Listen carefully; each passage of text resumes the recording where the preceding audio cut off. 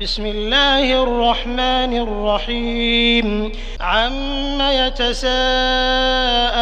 عن النبأ العظيم الذي هم فيه مختلفون كلا سيعلمون ثم كلا سيعلمون ألم نجعل الأرض مهادا والجبال أوتادا وخلقناكم أزواجا وجعلنا نومكم سباتا وجعلنا الليل لباسا وجعلنا النهار معاشا وبنينا فوقكم سبعا شدادا وجعلنا سراجا وهاجا وأنزلنا من المعصرات ماء ثجاجا لنخرج به حبا ونباتا وجنات ألفافا إن يوم الفصل كان ميقاتا يوم ينفخ في الصور فتأتون أفواجا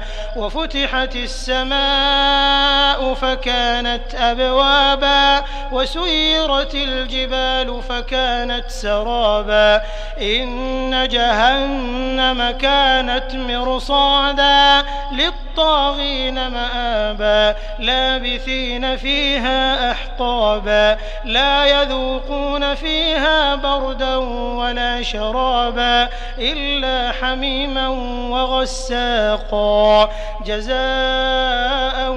وفاقا إنهم كانوا لا يرجون حسابا وكذبوا بآياتنا كذابا وكل شيء أحصيناه كتابا فذوقوا فلن نزيدكم إلا عذابا إن للمتقين مفازا حدائق وأعنابا وكواعب أترابا وكأسا دهاقا لا يسمعون فيها لغوا ولا كذابا جزاء من ربك عطاء حسابا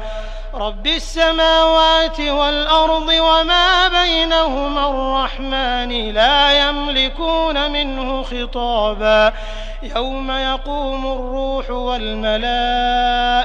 صفا